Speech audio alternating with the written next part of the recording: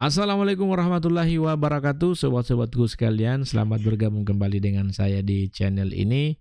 Semoga kita semua senantiasa diberikan kesehatan dan kekuatan oleh Allah Subhanahu wa Ta'ala. Amin ya Rabbal 'Alamin. Nah, pada video kali ini saya kembali akan membahas terkait dengan seleksi kompetensi teknis tambahan. Jadi, bagi teman-teman yang kemarin sudah mengikuti tes dan dinyatakan lulus memenuhi nilai passing grade, maka tentunya teman-teman berhak untuk lanjut ke seleksi kompetensi teknis tambahan. Tapi khusus untuk seleksi kompetensi teknis tambahan ini tidak semua formasi, tentunya hanya beberapa formasi saja. Nah, di sini saya akan bahas khusus terkait dengan formasi Peranata Komputer, baik itu ahli pertama ataupun terampil. Nah, selanjutnya kita akan coba lihat bersama-sama kira-kira apa saja materinya ya yang akan diujikan dalam seleksi kompetensi teknis tambahan ini.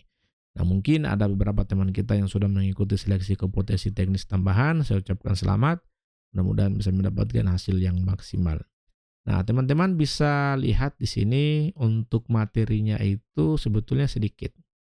Jadi untuk kompetensi teknis tambahan ini dia lebih ke tes praktek kerja. Nah, silakan teman-teman lihat di sini khusus untuk ahli pertama Peranata Komputer itu ada dua ya. Pertama, dia melakukan pembuatan aplikasi, dan yang kedua itu melakukan data manajemen dan database manajemen serta melakukan data analitik dan visualisasi. Nah, khusus untuk pembuatan aplikasi ini eh, bagi teman-teman yang akan ditempatkan di Direktorat Pembangunan dan Pengembangan Sistem Informasi Aparatur Sipil Negara, kemudian Pusat Pengembangan Kepegawaian Aparatur Sipil Negara dan kantor regional. Sedangkan yang terkait dengan data manajemen dan database manajemen, data analitik dan visualisasi itu khusus untuk penempatan di Direktorat Pengelolaan Data dan Penyajian Informasi Kepegawaian. Nah, selanjutnya untuk Peranata Komputer Terampil. Untuk Peranata Komputer Terampil ini ada 3 aspek yang akan diujikan. Pertama, melakukan pembagian IP address LAN kantor. Kemudian yang kedua, mengidentifikasi masalah pada komputer, jaringan, dan keamanan teknologi informasi. Dan yang ketiga, mengolah data dan membuat visualisasi penyajian informasi. Jadi ini yang harus teman-teman pahami betul sebelum teman-teman melangkah menuju ke tempat ujian.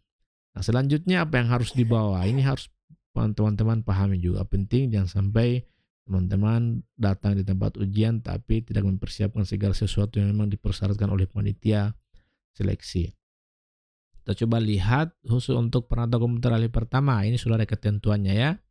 Untuk penempatan BKN pusat di Direktorat Pembangunan dan Pengembangan Sistem Informasi Aparatur Sipil Negara, kemudian di Pusat Pengembangan Kepegawaian Aparatur Sipil Negara dan kantor regional. Ya, ini harus dibawa ada 3 ya teman-teman.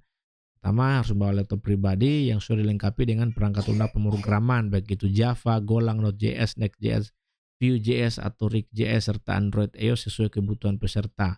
Kemudian harus ada aplikasi pengujian API ya seperti Postman ya, dan tentunya harus dilengkapi dengan akses internet terbatas. Saya juga tidak tahu apa maksudnya akses internet terbatas, karena kalau kita sudah akses internet ya tidak bisa terbatas ya. Nah, selanjutnya yang kedua, ya peserta wajib memastikan laptop pribadi dapat digunakan saat pelaksanaan tes praktek kerja dan risiko terjadi kendala pada laptop pribadi ditanggung oleh peserta. Ini hati-hati teman-teman. Jangan sampai teman-teman pada saat datang ujian laptop yang dibawa itu bermasalah. Saya sarankan teman-teman bawa 2 saja.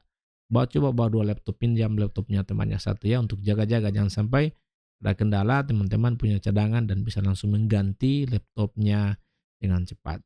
Nah, kemudian di sini peserta tidak diperkenankan membawa peralatan elektronik selain laptop seperti tablet, telepon genggam atau alat komunikasi lainnya dan kamera dalam bentuk apapun. Jadi selain laptop, teman-teman tidak diperbolehkan untuk membawa alat elektronik lain ya, seperti tablet, telepon genggam, alat komunikasi lainnya dan kamera. Nah, kemudian untuk penempatan BKN pusat di Direktorat Pengelolaan Data dan Penyajian Informasi Kepegawaian PDPIK. Nah, ini harus dibawa, teman-teman perhatikan. Ya, peserta wajib membawa laptop pribadi yang dilengkapi dengan database PostgreSQL dan database manajemen tools terkait, misalnya Navigate, Babyfair, ya, dan lain-lain. Kemudian aplikasi Python dan Business Intelligence Tools, misalnya Tableau, Power BI, atau Google Studio.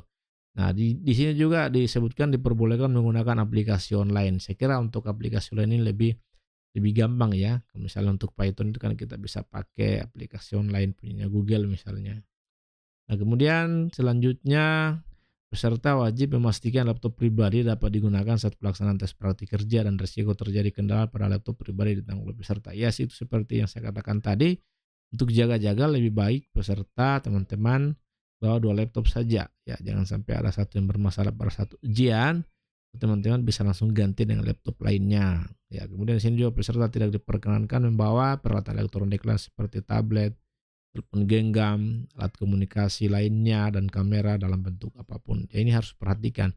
Jangan coba-coba teman-teman menyembunyikan sesuatu perangkat elektronik yang memang jelas-jelas sudah dilarang ya, bahaya. Karena teman-teman bisa langsung diskorsing pada saat itu juga. Nah, selanjutnya untuk terampil arsiparis teman-teman bisa Anda baca ya, karena saya fokus ke perangkat komputer. Nah, ini untuk terampil. Nah, ada beberapa ketentuan yang harus teman-teman perhatikan. Ya, pertama, peserta wajib membawa laptop pribadi yang dilengkapi aplikasi Virtual Network GNS3 ya. Teman-teman bisa unduh langsung di sini, sudah disediakan sama panitia, dia punya link download ya. Kemudian aplikasi untuk visualisasi data seperti Tableau, Power BI atau Google Studio. Kemudian aplikasi untuk pengecekan hash dan Zoom meeting. Ya, ini penting teman-teman persiapkan memang ya. Kemudian peserta wajib memastikan laptop pribadi dapat digunakan saat pelaksanaan tes praktik kerja. Nah, ini lagi ya, untuk menjaga-jaga jangan sampai ada kendala, bawa saja 2 laptop. Bisa punya laptopnya temannya, tetangganya, atau bisa sewa saja. Karena sekarang kan sudah banyak rental atau jasa penyewaan laptop. Saya kira itu tidak ada masalah kalau sewa 1 hari. Kemudian peserta tidak diperkenankan membawa peralatan elektronik selain laptop seperti tablet, telepon genggam, dan alat komunikasi lain serta kamera dalam bentuk apapun. Selanjutnya yang terakhir, peserta dan yang lokasi ujian di kantor regional dan UPT-BKN diharapkan membawa earphone atau headset. Nah, ini juga harus teman-teman perhatikan betul. Jangan sampai sudah tiba di lokasi ternyata teman-teman tidak membawa apa yang disyaratkan oleh panitia. Sekira itu saja yang bisa saya sampaikan pada video kali ini. Teman-teman bisa langsung download juga sebetulnya filenya, ini ada di internet di websitenya bkn.go.id. Tapi kalau misalnya teman-teman tidak mau download, ya silakan simak saja penjelasannya di video ini. Oke, lebih dan kurangnya mohon dimaafkan. Saya akhiri dengan ucapan wabillahi taufiq wal hidayah. Assalamualaikum warahmatullahi wabarakatuh. Salam dari dosen swasta dan terima kasih.